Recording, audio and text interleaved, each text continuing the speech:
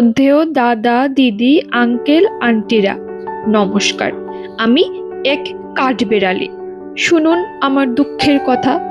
এই যে পদ্ম গাছটা দেখছেন, এই ফুলগুলি কলিগুলি আমার প্রিয় খাবার। ব্রেকফাস্ট লাঞ্চ ডিনার সব আমি এটা দিয়েই সারি।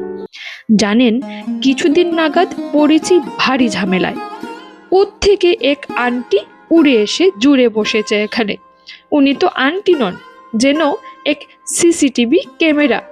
সারাদিন ওনার কোনো কাজ নেই। কি বলবো মাইরি, দিন রাত শুধু গাছের দিকেই তাকিয়ে থাকে। কি উটকো ঝামেলা বলুন তো।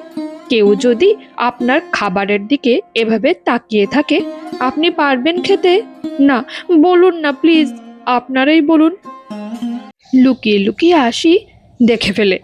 তখন ভান করি আমি কিছুই করছি না। কিন্তু একদিন সিসিটিভির হাতে ধরা পড়ে গেলাম।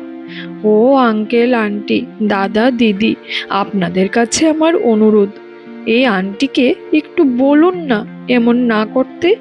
তা না হলে আমি তো না খেতে পেয়ে মরেই যাব। মায়েরই বলছি। ইতি আপনাদের আদরের কাঠবেড়ালি।